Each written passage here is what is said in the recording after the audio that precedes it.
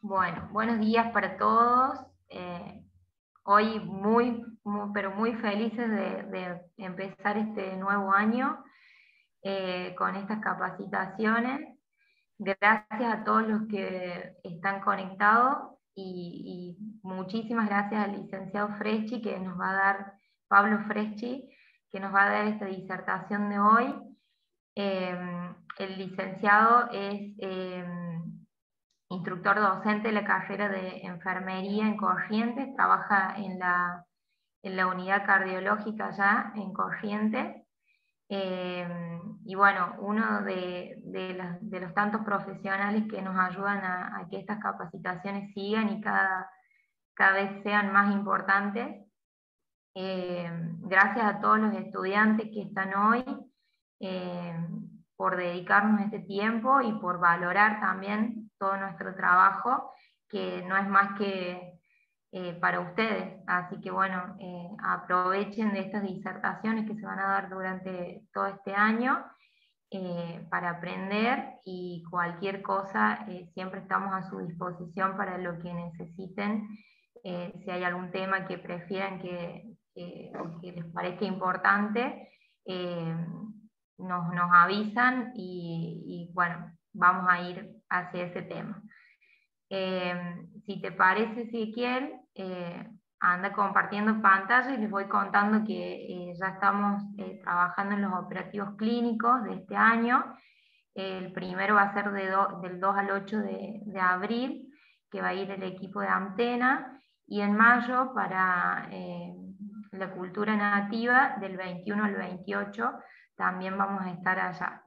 Así que bueno, tenemos un año, empezamos con el año movidito.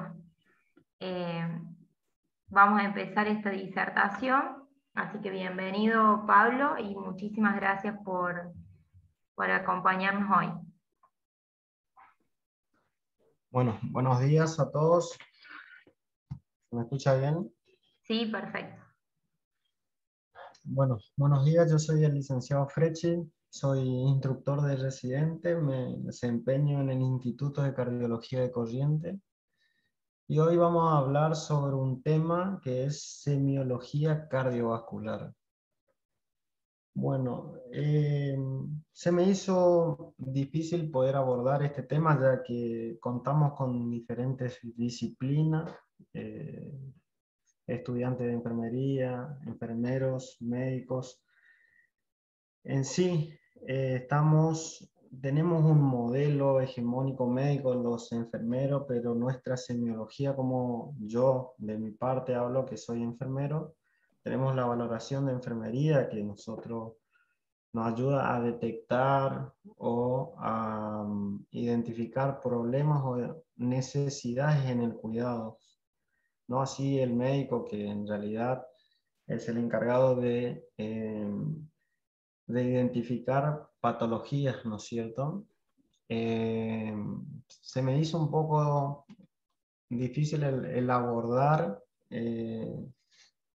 este tema, ya que es un tema muy complejo, es un tema muy largo, es todo un capítulo de un libro para poder desarrollar, y solamente toqué temas puntuales, temas específicos para hablar de este tema. Bueno, primero que nada vamos a hacernos unas autopreguntas. ¿Qué conocemos sobre la semiología cardiovascular? ¿Estamos preparados para poder identificar una afección cardiovascular?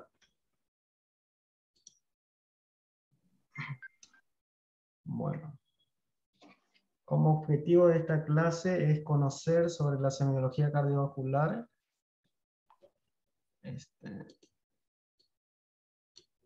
sobre conocer la semiología cardiovascular más común en la práctica diaria, ¿no es cierto?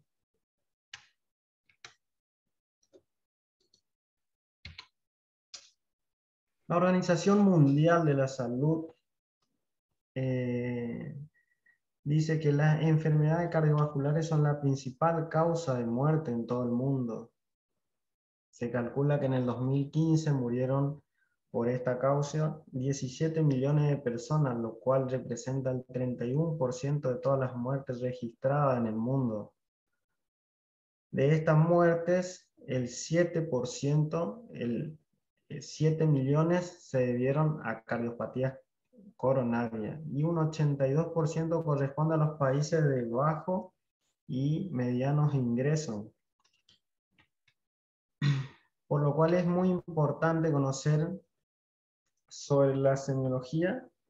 ¿Por qué? Porque es la primera causa de muerte en todo el mundo, ¿no es cierto? Tenemos que saber identificar cuando estamos enfrente de una afección cardiovascular.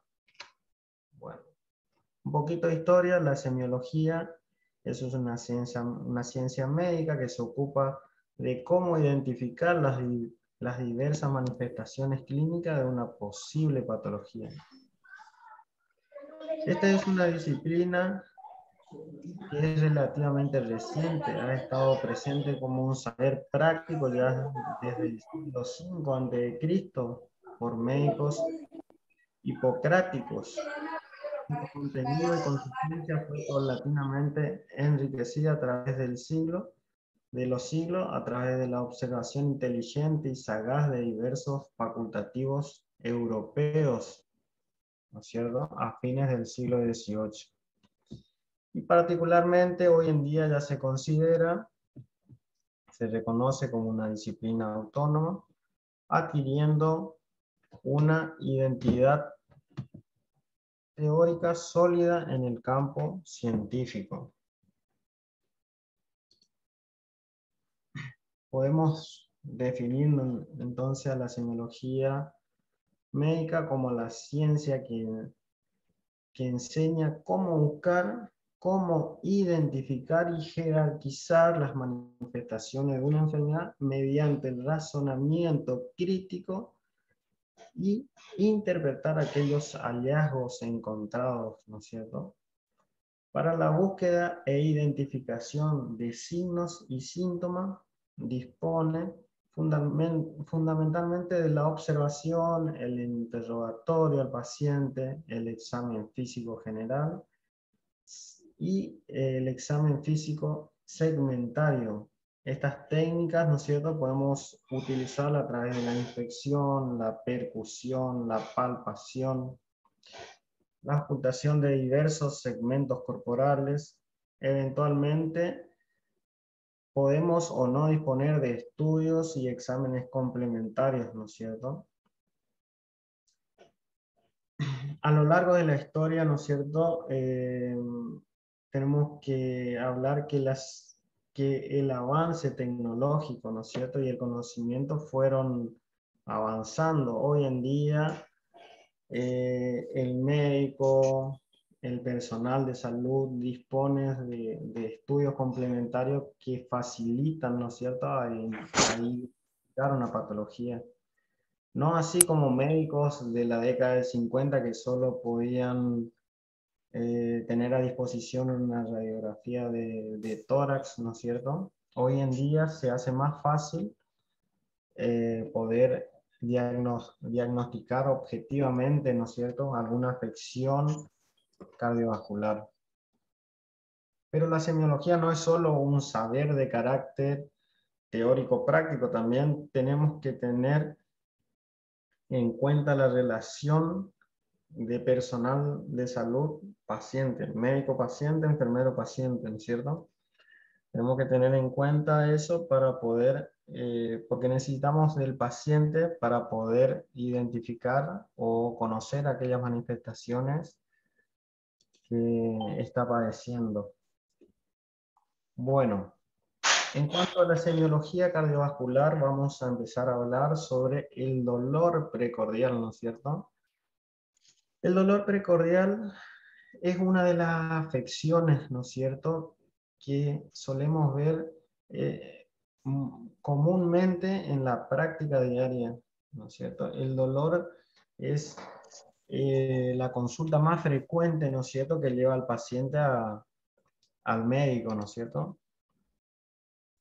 Bueno, la posible etiología de un dolor torácico pueden ser bastantes, pueden ser muchas, ¿no es cierto? Y se pueden agrupar en diferentes grupos, ¿no es cierto?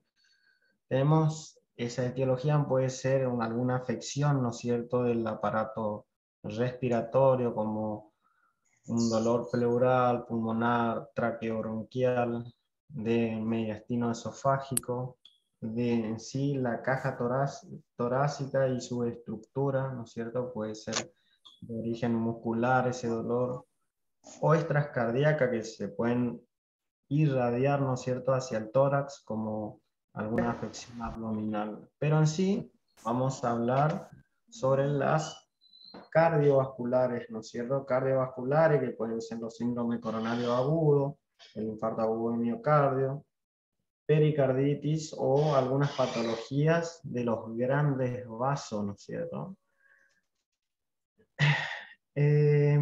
Estas afecciones cardiovasculares van a ser lo que van a desarrollar, van a llevar al paciente a que manifieste, ¿no es cierto?, el dolor. Las características del dolor. Nosotros como personal de salud debemos interrogar al paciente, debemos examinar al paciente que tenemos enfrente y debemos tener varias cosas en cuenta, ¿no es cierto? Por ejemplo, los fenómenos de aparición del dolor, si el dolor aparece al esfuerzo, al caminar, al subir escaleras, sobre todo después de comer, si aparece cuando el paciente se encuentra en un ambiente frío o está hipotérmico el paciente, luego de recibir alguna noticia dolorosa después del coito, cualquiera pueden ser fenómenos de aparición del dolor del paciente. También tenemos que tener en cuenta la localización. Si ese dolor es en la región retroesternal, precordial, y se deben tener en cuenta, ¿no es cierto?, aquellos dolores típicos y atípicos. Ya lo voy a mencionar cuál es el dolor típico y atípico.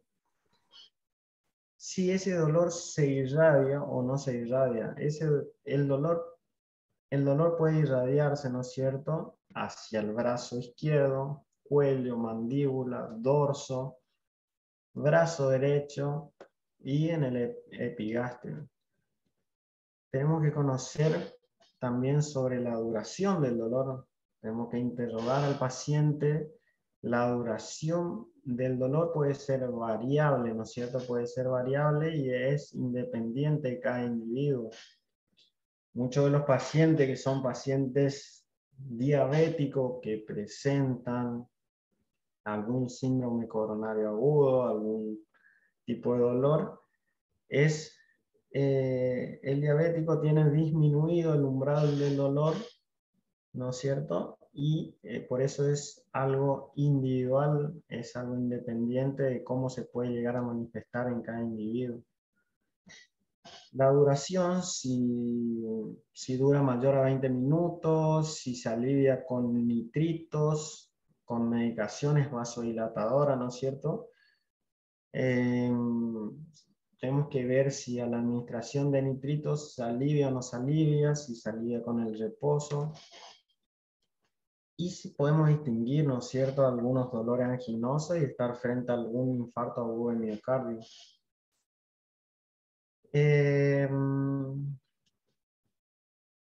Bueno, con respecto a la duración tenemos que saber, tenemos que interrogarle al paciente cuándo empezó el dolor.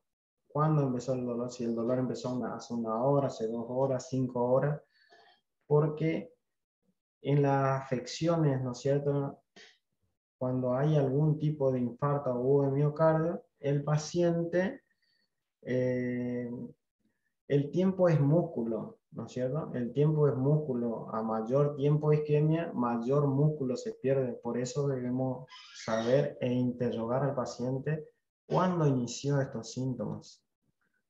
El alivio, si ese dolor se alivia con el reposo, con la administración de nitritos, etc.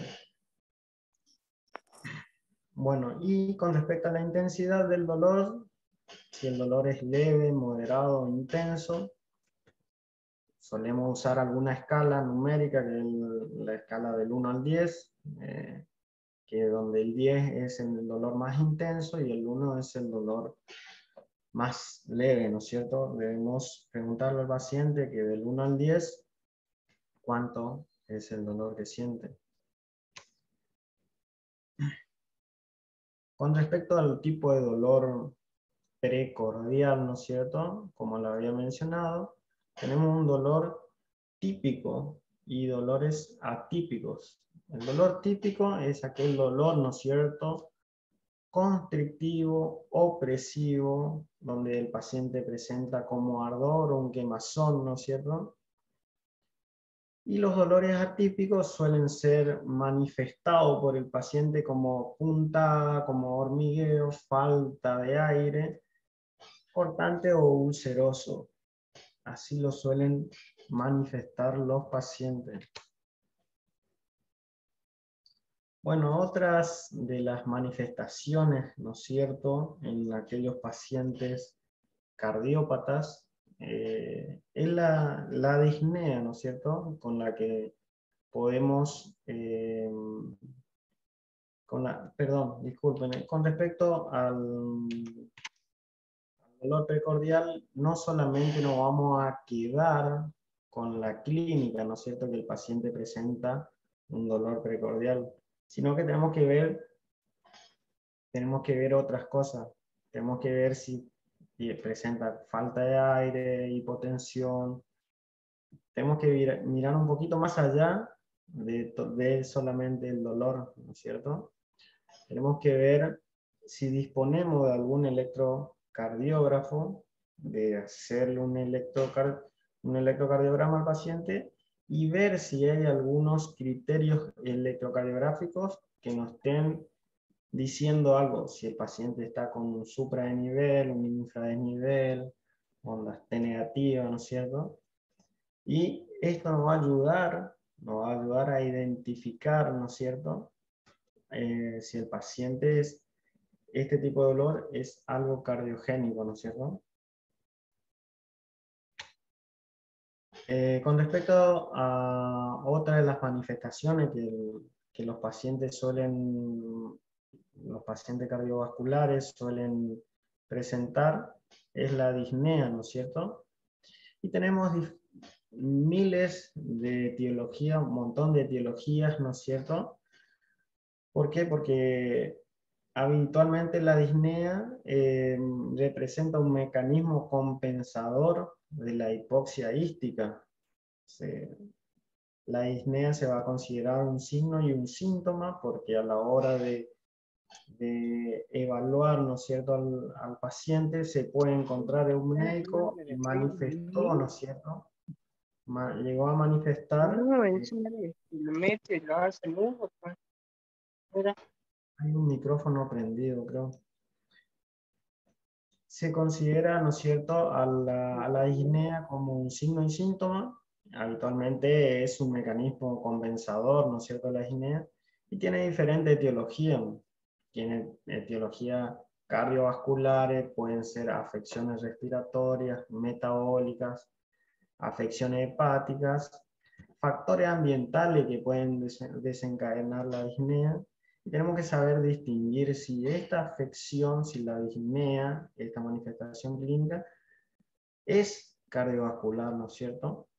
Esto tenemos que tener en cuenta, tenemos que tener en cuenta las características de la respiración, la frecuencia de la respiración, la amplitud, el ritmo, si el paciente usa o no los músculos accesorios, el tipo de respiración.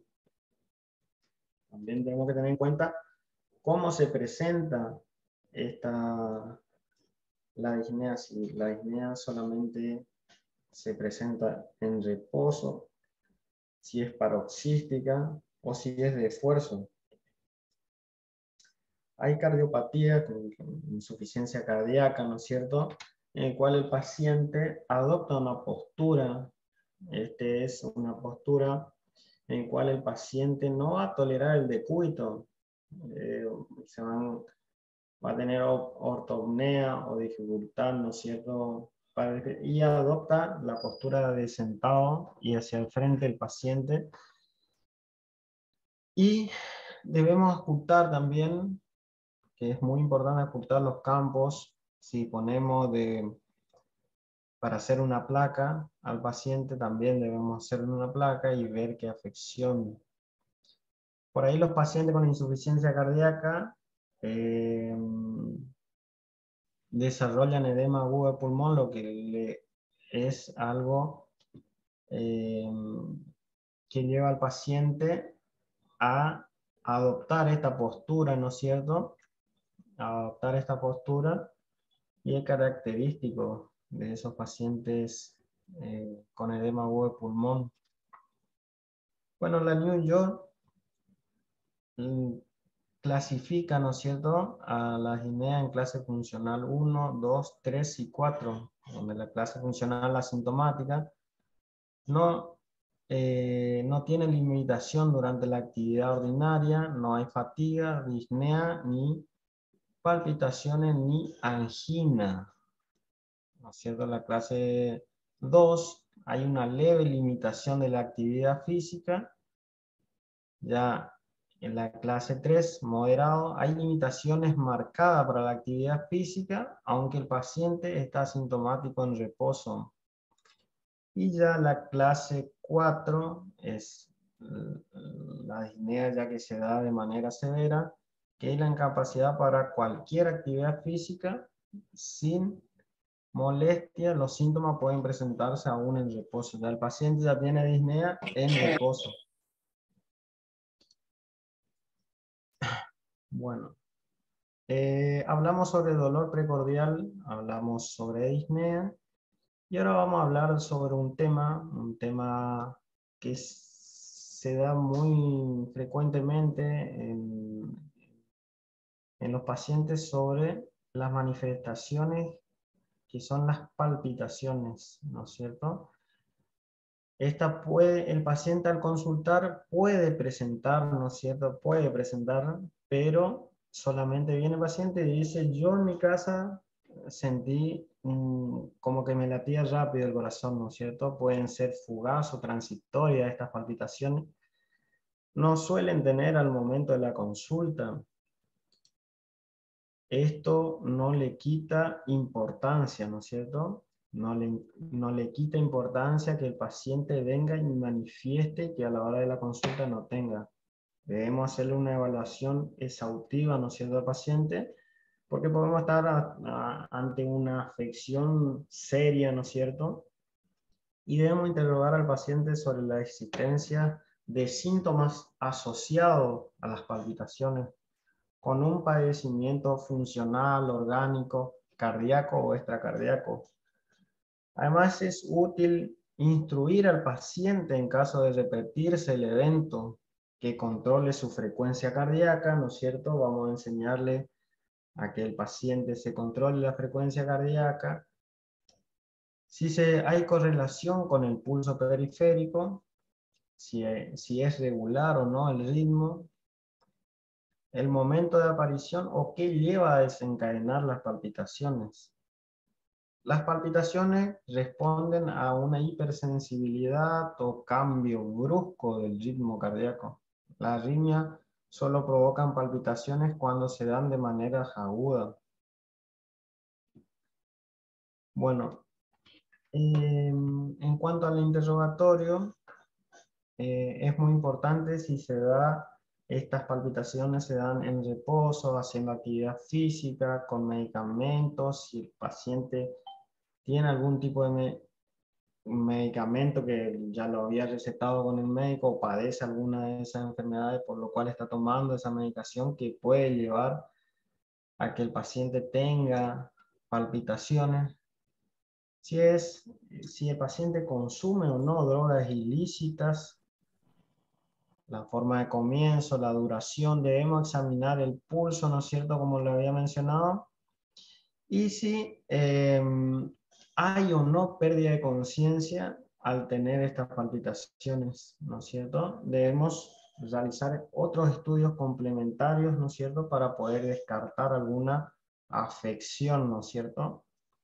Por ejemplo, el Holter, nosotros acá en los pacientes que vienen a consultar por palpitaciones, que tuvieron síncope en la casa, se le hacen diferentes tipos de estudios. Se le manda a hacer un Holter, que es un estudio donde se le coloca un dispositivo, unos electrodos,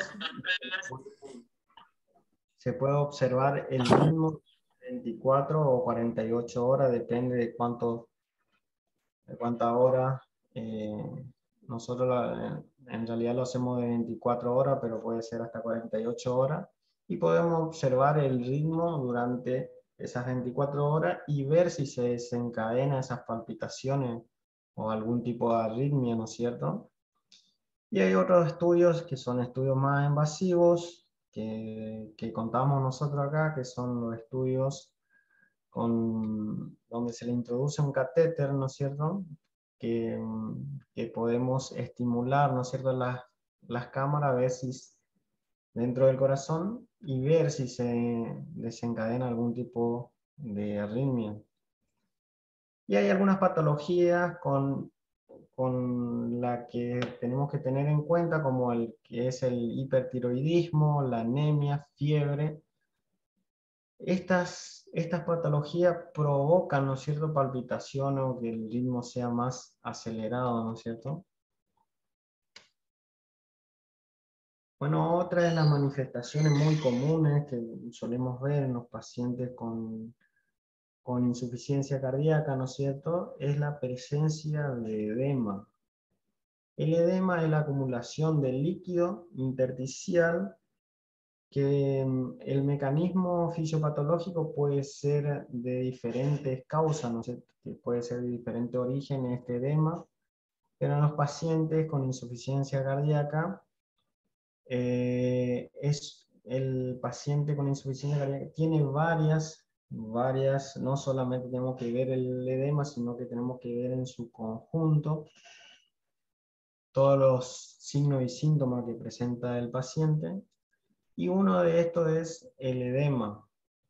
Tenemos el signo de Godet, que es una maniobra que permite poner en evidencia la existencia de edema. El médico ejerce una presión, ¿no es cierto?, una presión con su dedo sobre el tejido o la mucosa sospechosa, ¿no es cierto?, la retira, y el signo es positivo si al retirar el dedo se observa una impronta que tarda unos segundos en desaparecer.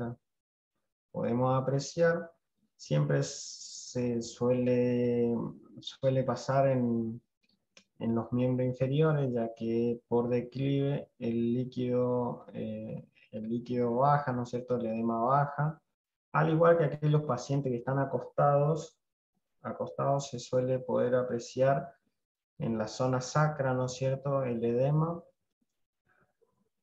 y es muy característico de esto en los pacientes. Nosotros ya es muy, no solamente puede tener acá, sino que hay una acumulación, puede presentar ascitis del paciente o hepatomegalia, una hepatomegalia congestiva, ¿no es cierto?, que nosotros al palpar, ¿no es cierto?, el flanco derecho, podemos palpar la hepatomegalia, y esto se debe a que hay una dificultad en el drenaje venoso del hígado, el cual se agranda enormemente rebasando el reborde costal derecho. El agrandamiento del hígado se distiende la cápsula de Wilson y ocasiona dolor. Hay un signo muy importante que los médicos suelen hacer a la hora de hacer el examen físico, que es la ingurgitación yugular y el reflejo hepatoyugular, en el cual pueden apreciar, ¿no es cierto?, acá la yugular, como hay un aumento por una presión retrógrada, ¿no es cierto? El médico lo coloca al paciente acostado en una posición de 30 a 45 grados, y palpa, ¿no es cierto?, el hígado, palpa el hígado, y hay un aumento, ¿no es cierto? Hay un aumento en la onda, un aumento en la onda en la zona yugular, ¿no es cierto? Bueno, otra de las manifestaciones comunes que se pueden encontrar son aquellas cardiovasculares que se deben a infecciones, ¿no es cierto? Como la endocarditis. La endocarditis tiene diferentes causas, ¿no es cierto? La más común es de origen bacteriano, ¿no es cierto? Que va a afectar la capa interna del corazón y válvulas, donde la vegetación, esa vegetación se suelen acumular en las válvulas, y el paciente va a tener manifestaciones clínicas como petequias conjuntivales, los nódulos de Hoffmann, pueden apreciar acá, o hemorragia en astillas que se suelen aparecer debajo de las uñas, ¿no es cierto? Pueden apreciar muy bien cómo son las afecciones. No solamente son estos los síntomas, los signos y síntomas, sino hay muchísimos otros, como donde la clasificación de Duke larga en criterios mayores y criterios menores, donde en los criterios mayores hay hemocultivo positivo, ecocardiograma positivo, donde en la ecografía se puede apreciar una vegetación o un acceso valvular o válvula dehiscente después de cirugía, nueva regurgitación valvular por ocultación o ecocardiograma, y hay criterios menores con condiciones cardíacas predisponentes. Si el paciente usa droga endovenosa, fiebre mayor a 38 grados, embolia arterial masiva, infartos pulmonares sépticos, ya que muchas de estas vegetaciones pueden ser liberadas e ir a cualquier parte del torrente sanguíneo y afectar otros órganos, ¿cierto? Aneurisma micótico, hemorragia intracraneana, hemorragia conjuntival, lesiones Hannewell, glomerulonefritis, nódulo de Osler, mancha de Roth, factores reumáticos positivos, hemocultivo simple positivo y una evidencia serológica de infecciones activas con un organismo típico de las endocarditis infecciosas. Bueno, nosotros, como dije, tenemos múltiples estudios complementarios que podemos agregar, ¿no es cierto?, a la semiología cardiovascular.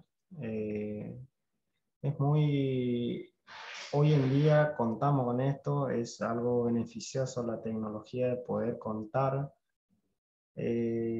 Por ejemplo, hoy contamos con procedimientos invasivos como procedimientos hemodinámicos, donde podemos ver si el paciente o no tiene alguna oclusión en algunas coronarias, los biomarcadores que también pueden presentar los pacientes alguna elevación de algún biomarcador como troponina T, CPKMB, tomografías, Holter, electrocardiogramas, ecocardiografía.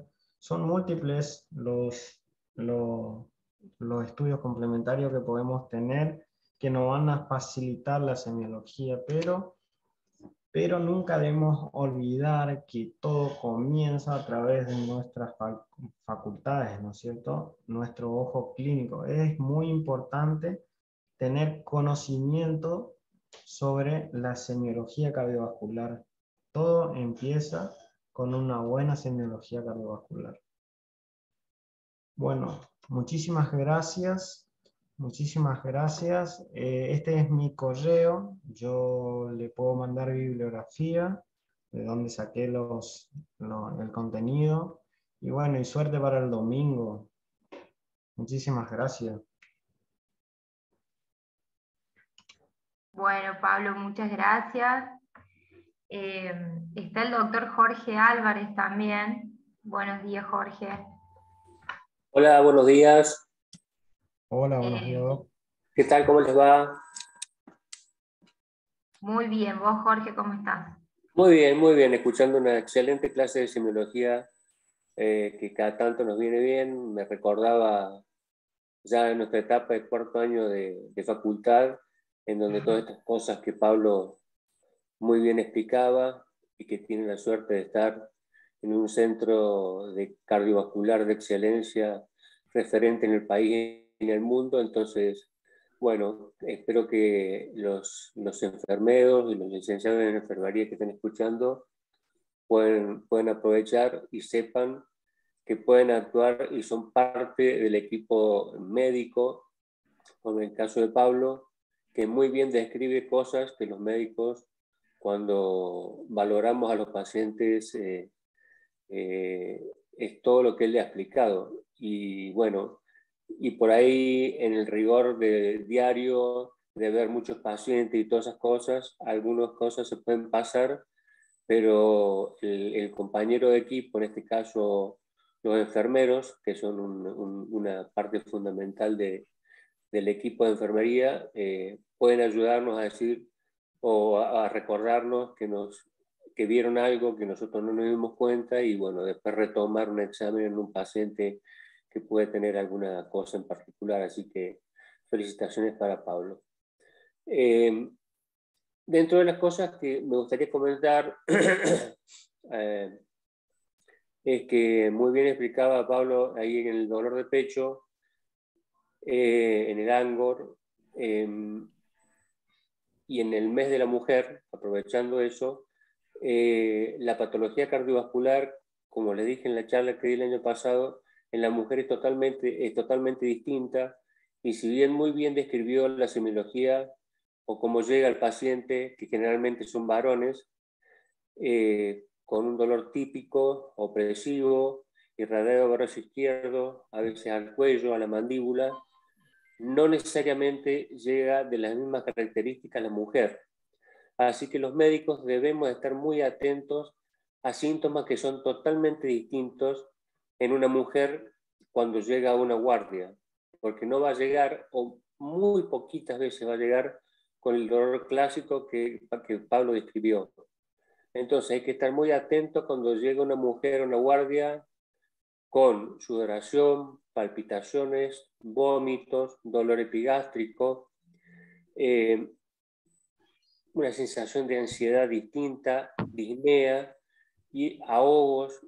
Y bueno, esas situaciones tenemos que prestarle mucha atención y no pensar que es una situación de estrés o etcétera, sino que puede ser un cuadro coronario que esté en curso y recurrir a todos los estudios posibles, igual que si fuera un hombre, para hacer el diagnóstico. Tenemos elementos, tenemos enzimas cardíacas, cosas sencillas y rápidas para detectar y descartar la posibilidad de un evento coronario que pueda estar cursando una mujer. Así que eso tenemos que tenerlo en cuenta en la guardia. Lo otro que quería agregar, estoy anotando algunas cositas acá, recordar también lo otro con respecto a la diferencia, que en el caso del hombre, siempre el angor, el dolor precordial, está relacionado ante una situación de esfuerzo y algunas veces ante una situación de estrés. El dolor de pecho en una mujer siempre o en la mayoría de los casos está relacionado a una situación de estrés como gatillo. Eso, cuando se pregunta qué pasó, cuál fue el motivo que gatilló ese dolor de pecho, también hay que tenerlo en cuenta, porque en el hombre generalmente va relacionado a un esfuerzo y en el caso de la mujer no, sino ante una situación de estrés. Son cosas que uno tiene que tener incorporado a los fines de poder ir puliendo cada vez más fino para llegar al diagnóstico. Con respecto, bueno, ya les dije, las palpitaciones son muy importantes. Él mostró generalidades de los cuadros de insuficiencia cardíaca, y las arritmias suelen ser absolutamente muy frecuentes en las insuficiencias cardíacas por las miocardiopatías dilatadas, que generalmente son de origen isquémico, pero hay que tener en cuenta que en los pacientes añosos las arritmias son bastante comunes en forma espontánea, que pueden aparecer y desaparecer, y entonces por supuesto que llegan a la consulta con referencia de inestabilidad, falta de equilibrio, palpitaciones, falta de aire. Entonces necesitamos pensarlo y tenemos que ir a buscarlo. Muy bien decía Pablo, colocar un holter. Lamentablemente en nuestro país, por una cuestión de costos, generalmente se utiliza el holter de 24 horas y no el de 48 horas, porque no se reconoce por las obras sociales. Así que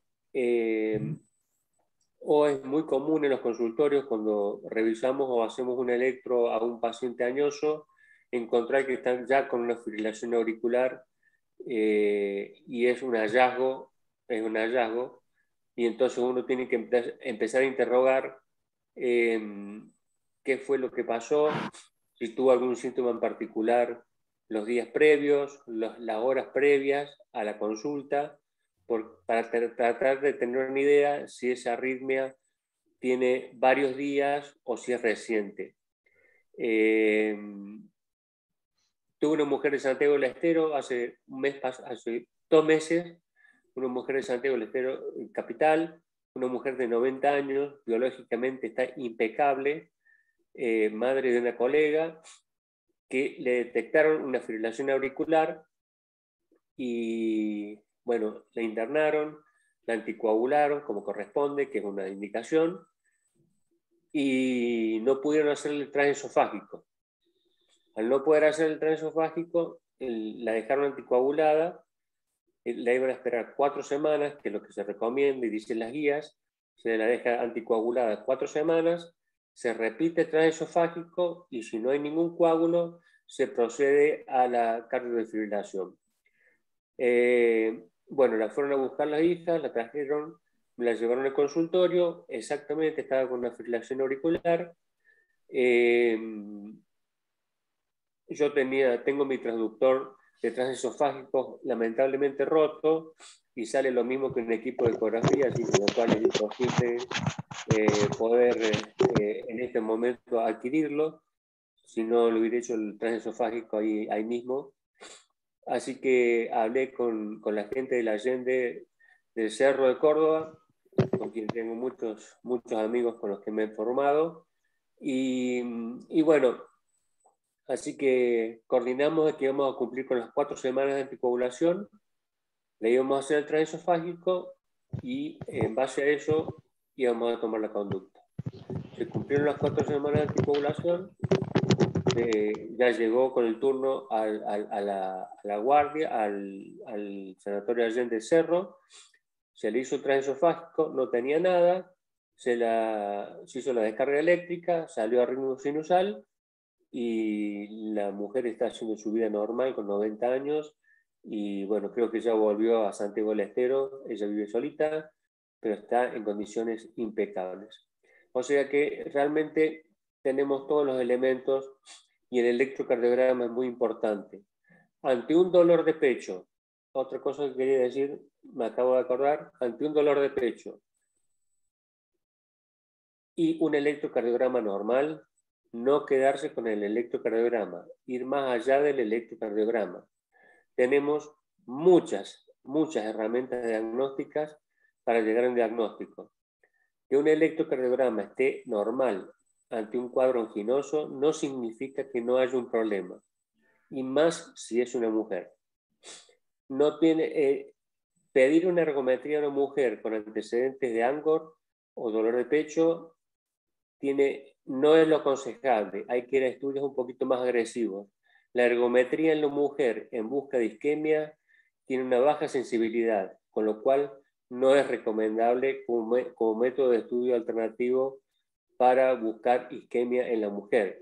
Hay que ir o a una cámara gamma o hay que ir a una TAC multi-slide para poder ver las coronarias, o hacer una resonancia magnética con contraste. Bueno, hay un montón de alternativas, pero no la ergometría. No así en el hombre, porque como les decía, generalmente el hombre, el dolor de pecho es ante el esfuerzo. Así que, y el problema de la mujer es la microcirculación, no las arterias epicárdicas o las arterias principales, digamos, ¿no? Entonces es mucho más difícil en la mujer detectar un cuadro anginoso o una patología coronaria con una ergometría, a diferencia de lo que pasa con el hombre. Y para ir terminando con mi comentario, el electrocardiograma sí nos sirve ante los antecedentes de palpitaciones, taquicardia, falta de aire, disnea, mareos, etc. Si encontramos, por ejemplo, una onda densa, en donde hacemos un diagnóstico de Wolff-Parkinson-White, y seguramente esa persona está haciendo episodios de fibrilación auricular o taquicardia paroxística supraventricular aisladas y autolimitadas, o sea que puede durar 3, 4 minutos, 1 hora y desaparece, y cuando llega al consultorio le hacemos el electrocardiograma y en ese momento simplemente está en ritmo sinusal y sin ninguna otra cosa. Entonces, con ese antecedente tenemos que ir más allá, y para eso están los estudios electrofisiológicos que Pablo lo nombró ahí, y ir a buscar para gatillar la arritmia, y hoy por hoy se solucionan sin ningún problema con un altísimo porcentaje de efectividad, y le solucionamos el problema a la persona. Y con respecto a los edemas que mostraba Pablo, fuera de la insuficiencia cardíaca, que es una de las causas de edema, una causa muy común y que siempre hay que preguntar es qué medicación está tomando. Germán, no sé si está Germán ahí, pero Germán hace 2 o 3 meses me llamó por una paciente que había ido al centro de salud ahí en La Merced y que estaba con las piernas muy hinchadas. Entonces lo primero que le pregunté es qué medicación estaba tomando, y estaba tomando amlodipina. Entonces le dije, bueno, suspenderle la amlodipina, cambiásela por losartán y que te vean 2 semanas. Bueno, no me hablo más, asumo que las piernas se deshincharon y está normotensa la mujer, porque le dije, cualquier cosa me llamas, si no seguí con el losartán. Y bueno, son cosas que hay que tener en cuenta, uno ya las tiene incorporadas, y son preguntas que son muy prácticas, y tenemos que tener todo esto en la cabeza permanentemente. Todo esto que Pablo hizo desde el punto de vista didáctico, en forma separada, uno cuando examina un paciente lo tiene todo en la cabeza, y entonces va con todo ese cuadro y todo ese pensamiento, trabajándolo al mismo tiempo, viéndolo al paciente completo. Y bueno, esa es la forma. Son años, experiencia, y bueno, por supuesto que también nos equivocamos y de eso aprendemos. Y con respecto a la disnea, Pablo también mostraba una radiografía de un edema agudo de pulmón clarísimo, y quiero decirles que también hoy por hoy la ecografía también hoy se está utilizando para determinar la posibilidad de que haya líquido en los pulmones, ¿sí? Ahí en la cabecera del paciente, en la guardia. La ecocardiografía nos permite resolver y diagnosticar rápidamente muchas cosas que si no lo tuviéramos, o que la radiografía por ahí no da, porque es una imagen estática, y bueno, dependiendo del estado del paciente, que a veces no nos da el tiempo de hacer una radiografía porque no puede estar parado o está muy descompensado. Entonces, con una ecocardiografía podemos obtener todos los datos hemodinámicos necesarios para establecer un diagnóstico preciso y la terapéutica adecuada. Podemos obtener las presiones pulmonares, por lo menos estimativas, podemos establecer las resistencias vasculares, periféricas, podemos establecer las presiones de aurícula derecha, podemos establecer muchas cosas y entonces eso realmente es importante. Y en la parte pulmonar, ver las estrellas pulmonares por campo y saber que hay líquido en el pulmón y que estamos ante la presencia de un paciente que está congestivo y con el antecedente de insuficiencia cardíaca, poder ajustar e iniciar el tratamiento con diuréticos endovenosos, por ejemplo. Así que esos son los comentarios que solamente agregaría a la muy buena charla que dio Pablo. Muchísimas gracias, Jorge. No, excelente tus observaciones. El doctor Nolasco te quiere hacer una pregunta. Alejandro, querido. Hola, estás? ¿cómo te va, Jorge? Qué alegría de escucharte. Un lujo y un honor tenerte en el auditorio. Primero, felicitarlo por lo pedagógico que ha sido Pablo Fregi, muy claro. Pero quería preguntarte a vos, Jorge. La gran mayoría del auditorio son enfermeros o licenciados en enfermería, y algunos están en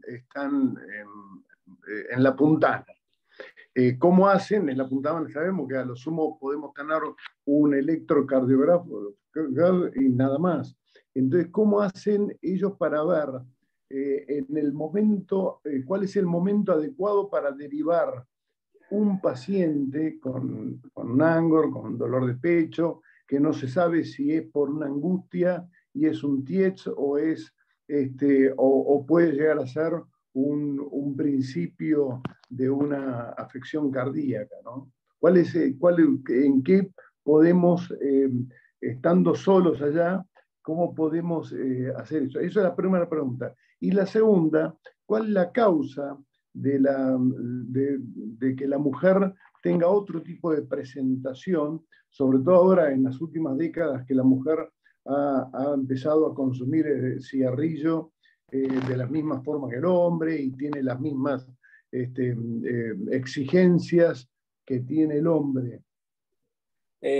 Bueno, sí, ese es el tema, esa es la diferencia entre estar en el Instituto Cardiovascular de Corrientes o en el Austral, y el otro es estar en el medio del monte, donde la clínica juega un rol fundamental y el sentido común del médico. Entonces, vuelvo a repetir, por más que tengamos un electrocardiograma normal, las preguntas concretas que le hagamos al paciente van a ser fundamental para saber o tener una sospecha mucho más fuerte de una posibilidad de diagnóstica. Preguntarlos primero, suponiendo que el electrocardiograma esté normal, ¿cuáles son los antecedentes concretos del paciente? Si es un paciente obeso, tabaquista, dislipémico, hipertenso y diabético, ¿y en qué momento se desarrolló? Y ese dolor de pecho, si ese dolor de pecho se desarrolló cuando estaba cargando 3 troncos porque estaba haciendo un alambrado, o estaba sentado simplemente y empezó con dolor de pecho.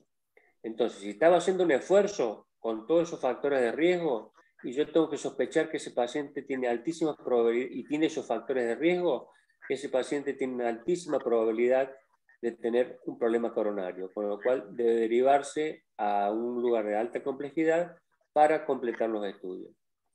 Y lo otro, la otra pregunta, la segunda pregunta. ¿Por qué la frecuencia? O sea, ¿por qué la diferencia? Sí, bueno, sí, la enfermedad cardiovascular de la mujer la estamos conociendo relativamente hace poco.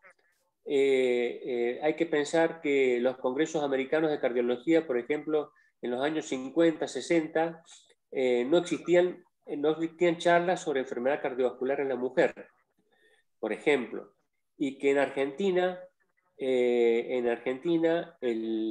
médico que empezó a hablar sobre la enfermedad cardiovascular en la mujer es el profesor César Serra del Instituto Modelo de Cardiología, y que creó el Comité de Insuficiencia Cardíaca en la Federación Argentina de Cardiología, y que tuvo sus seguidores, como la doctora Mildred del Sueldo, que el año pasado dio una charla específica sobre enfermedad cardiovascular en la mujer, y que, bueno, justamente el rol que empezó a cumplir, la mujer empezó a cambiar y empezó a entrar en el cuadro de enfermedad coronaria Después de la Segunda Guerra Mundial, cuando los hombres morían y hacían faltas en las fábricas de aviones, de barcos, etc., que tuvo que incorporarse al trabajo, comenzó con el cigarrillo, comenzó con el estrés, entonces fue cambiando sus vidas y hoy por hoy el rol de la mujer en la sociedad ha cambiado totalmente porque es una madre soltera o separada que se hace cargo de 2 o 3 hijos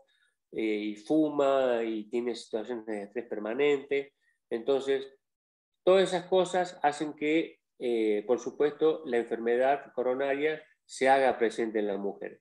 Y se hace presente, pero se hace presente a otro nivel, como yo decía, no en las arterias epicárdicas, en las arterias principales del corazón, en las arterias más importantes, sino en la microcirculación. Entonces, hasta hay una clasificación y la diferencia es que, por ejemplo, la enfermedad coronaria en el hombre es una enfermedad obstructiva, se tapa una arteria.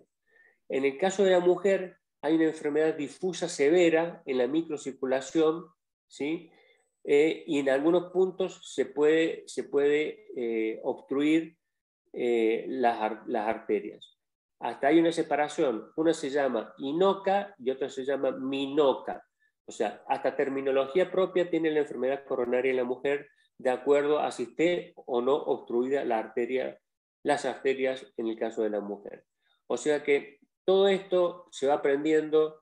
Yo soy un entusiasta de esto, cada charla en los congresos, y justamente ayer tuve un webinar con mujeres de Latinoamérica, de la Sociedad Interamericana de Cardiología, que hablaron del riesgo de embarazo y mujer, pero también hablaron de cardiopatía isquémica en mujer.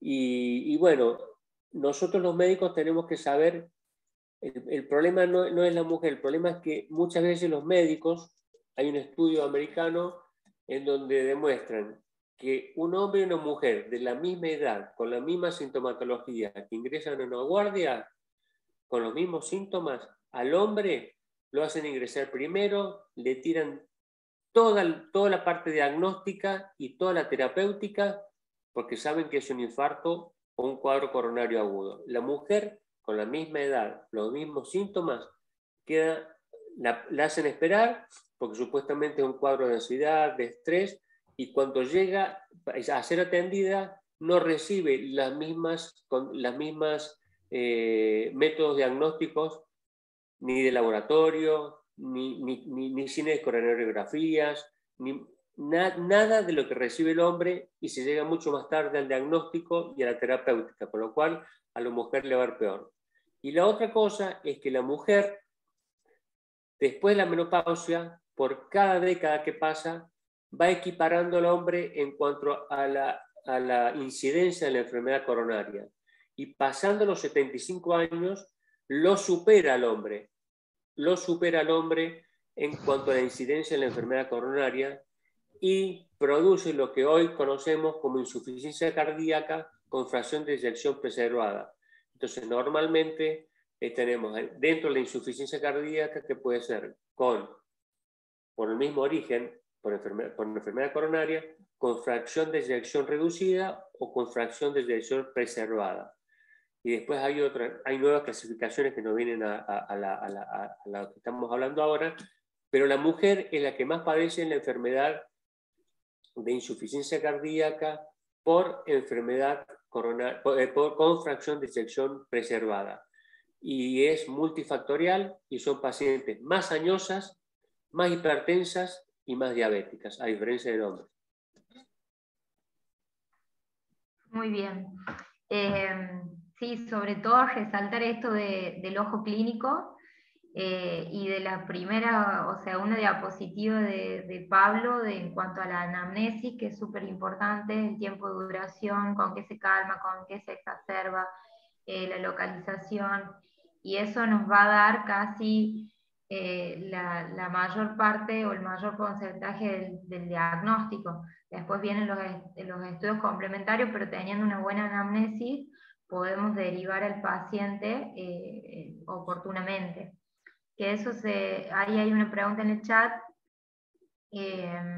que si se puede presentar como dolor epigástrico, mareo o solo dolor torácico, y cómo actuamos en el caso hasta llegar al hospital base cuando estamos a una distancia mínima de 30 kilómetros de traslado.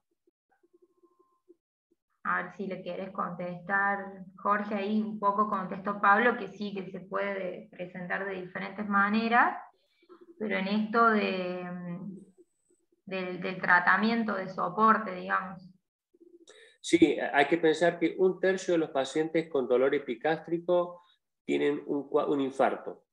1/3 de los pacientes con dolor epigástrico es un cuadro coronario agudo, o sea que perfectamente puede serlo.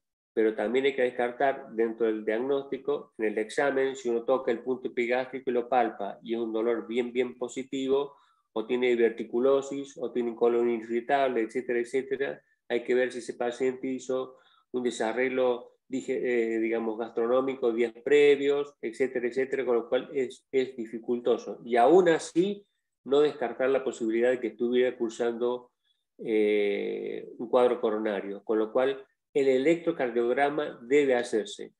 Todo dolor que esté del ombligo para arriba, todo dolor que esté del ombligo para arriba, debe llevar un electrocardiograma hecho. Después, si está normal, buenísimo. Eso no quita que, aparte del electrocardiograma, aún estando normal, como yo les decía, están las enzimas cardíacas, que cada vez hay más y son más específicas. Y por supuesto que siempre hay que sospecharlo y no hay que descartarlo, aún teniendo la certeza o por lo menos los antecedentes concretos de que ese paciente tiene una patología digestiva previa, ¿no es cierto? Pero hay que pensar que 1/3 de los problemas, 1/3 de los pacientes con dolor epigástrico están cursando un infarto que generalmente es un infarto inferior, que va acompañado de vómitos, náuseas, etc. Y en cuanto al tratamiento de soporte, Jorge, hasta llegar a Tartagal, por ejemplo. Y en ese momento, si no tenés el electrocardiograma, porque ahí digamos, el elemento que más nos ayuda en el momento agudo es el electrocardiograma, que te pueda dar un ST o un infradesnivel, como decía Pablo, un supradesnivel o un infradesnivel, un bloqueo AB completo también te puede dar. Entonces, en ese caso, si no tenés un electrocardiógrafo y hasta que llegues hasta el electrocardiógrafo, potencialmente y te soporta algo por boca. Un acompañante.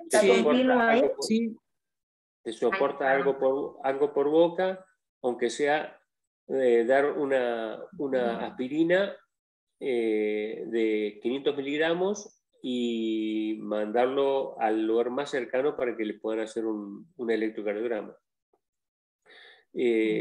Ponerle una vía y que vaya hidratado, si es que está con mucho vómito, ponerle un antiemético y salir para tratar de tener el electrocardiograma. Mucho más no puedes hacer. Bueno, ¿alguna otra pregunta? ¿Alguna duda? Estaba el licenciado Ernesto también, lo había visto entrar por ahí, no sé si está todavía. Ernesto Acosta.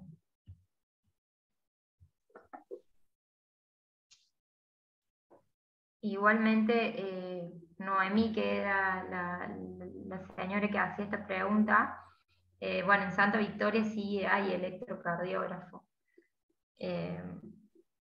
Así que ahí tienen la posibilidad de hacer un electrocardiograma. Paciente de 80 años, con 3 stents, medicado con amlodipina y tiene edema de miembros inferiores y se le cambia la medicación. Bueno, estos pacientes particulares, no sé si... Sí, bueno, primero que me llama la atención que esté con amlodipina porque seguramente que debe ser hipertenso. Y bueno, si tiene 3 stent, evidentemente a los 80 años no es ilógico que sea un paciente coronario, hay que ver los factores de riesgo, pero si tiene edemas, seguro que es la amlodipina. Lo que tienen que hacer es retirar la amlodipina, modificarla por drogas alternativas, debería tener beta bloqueantes, aspirineta, y no sé qué valores de presión maneja, pero si tiene 80 años, que la medicación que suplante no haga que la presión baje por debajo de 120-80, que por lo menos se mantenga entre 130 y 140, está bien. Sacar la amlodipina y a la semana, si es la amlodipina, a la semana ya tienen los pies hinchados. Muy bien. Bueno, creo que no quedan más dudas. Estuvo excelente la disertación, Pablo. Te agradezco un montón el tiempo que nos brindaste hoy, es súper valioso. Igualmente todos los aportes que nos hiciste y nos haces siempre, Jorgito. La verdad que te extraño un montón, Jorge. Y bueno, no sé, no hay más preguntas en el chat. Creo que lo que hay que tener en cuenta y volver siempre a esto es la anamnesis, una buena anamnesis al paciente, el ojo clínico, hasta esperar los estudios complementarios, que a veces no, o sea, no la mayor parte de las veces estamos en centros de primer nivel y a veces escasean estos estudios complementarios. Entonces, ir a lo que tenemos, que es el paciente, la clínica y todos estos diagnósticos diferenciales que planteó Pablo, como decía Jorge, los tenemos que tener en nuestra cabeza y pensarlo siempre. Siempre pensar un poco más, no quedarnos con que está angustiada, es una crisis de histeria, hizo algún mal esfuerzo, siempre pensar más y así vamos a poder llegar a los diagnósticos. Les agradezco a todos los participantes. La próxima disertación la va a dar el doctor Jorge Álvarez, electrocardiograma, lectura de electrocardiograma, así podemos aprender y usar el que está en Santa Victoria y en Altos de la Sierra. Así también nos sirve como un método de diagnóstico. No sé, Pablo, si querés decir algo más. No, que nada, muchas gracias, muchas gracias. El doctor Álvarez, muy buenas muy bueno lo que dijo. Es la mujer posmenopáusica, es común ver y se presenta de diferentes maneras. Solemos tener pacientes acá con síndrome de Takotsubo, que son casos muy raros de verse, y que el papel de enfermería en sí, nosotros no somos los encargados de diagnosticar, pero el enfermero sí tiene un papel muy fundamental a la hora de recibir estos pacientes. Nosotros contamos acá con un sistema de triage en el cual el enfermero es el encargado de seleccionar a los pacientes y bueno, yo sé que en otros lugares capaz que la realidad es diferente, pero el enfermero en sí no tiene la facultad de diagnosticar, pero sí de detectar estos problemas, saber identificar.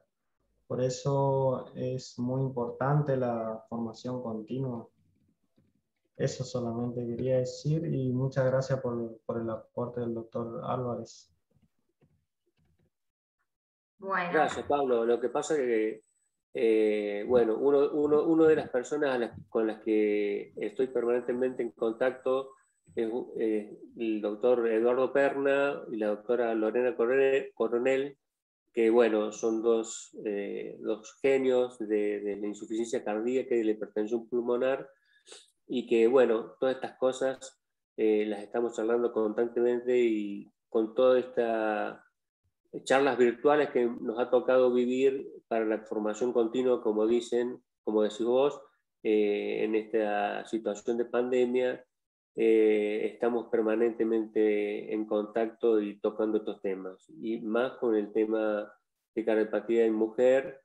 El Takotsubo es una situación puramente presentada por estrés en la mujer, mucho estrés agudo, y es una patología también de la microcirculación, y entonces la mujer hace un dolor generalmente típico, y cuando se le va a hacer el cateterismo están las coronarias normales. En algunos muy pocos casos puede tener insuficiencia cardíaca, pero la diferencia de esta patología es que a los pocos meses ese corazón vuelve a su tamaño normal y recupera la funcionalidad, y puede la mujer después hacer su vida normal, una vez pasada toda la situación de estrés y el tratamiento adecuado. Así que, bueno, son cosas ciertas. Y son patologías muy puntuales, pero que hay que pensarlas. Ya las tenemos incorporadas y las buscamos, y se ven muy bien por ecocardiografía, por ejemplo, y las coronarias. La diferencia es que las coronarias son normales, y la mujer recupera su corazón sin problema, y el problema es el estrés. Así que, bueno, tengo el honor de conocer el Instituto Cardiovascular de Corrientes, sé cómo trabajan, conozco a la gente de ahí, al doctor Pablo Címbaro Calera, al doctor Eduardo Perna, que ya nos ha dado una charla. Ya la vamos a invitar a Lorena Coronel, que nos da una charla de hipertensión pulmonar, es una excelente médica, y a otro grupo. Tienen un servicio de imágenes ahí tremendo, si mal no recuerdo, no sé si sigue estando Obregón ahí, pero con una capacidad diagnóstica tremenda, y bueno, es una institución señera en el país, al igual que muchas de las que están en Córdoba, y bueno, y producen el producto de esta gente, de la gente que puede trabajar ahí, como Pablo y otros más que habrá seguramente, y lo demuestran con las charlas que pueden dar y la formación que reciben en forma continua. Hacen que sean el complemento ideal para los médicos que están trabajando en la unidad coronaria, ahí en instituciones de ese tipo. De ahí al hecho de alentar a los enfermeros de ahí de la zona de Salta, del Monte, a que no bajen los brazos. Para estas cosas no hay techo, así que ante la posibilidad de querer seguir más, yo me comprometo, en el caso del Instituto Cardiovascular de Corrientes, a aquellos que estén interesantes, poder tratar de hacer una gestión para ver si pueden hacer una pasantía, y bueno, poder llegar y ser después a dar una charla por Zoom, ¿no es cierto?, como Pablo. Así que para estas cosas no hay techo, simplemente hay que tener muchas ganas y estudiar mucho y tener la cabeza muy abierta. Así que hay que darle para adelante y tener simplemente ganas de crecer y seguir para adelante. Así que muchas gracias, y un saludo grande para todos. Lamentablemente en este viaje no voy a poder estar, los voy a extrañar mucho. Te vamos a extrañar. Yo también. Así que, pero voy a estar con el teléfono abierto por cualquier consulta que necesiten, así que no hay ningún problema. Muy bien, eso recordamos que del 2 al 8 de abril y del 21 al 28 de mayo vamos a estar por allá atendiendo pacientes, si Dios quiere. Muchas gracias a todos nuevamente y buen fin de semana. Gracias. Bueno, felicitaciones, gracias por todo. Un abrazo grande, Jorge, Eli. Saludos. Chao. Gracias por todo. Saludos a todos. Hasta luego.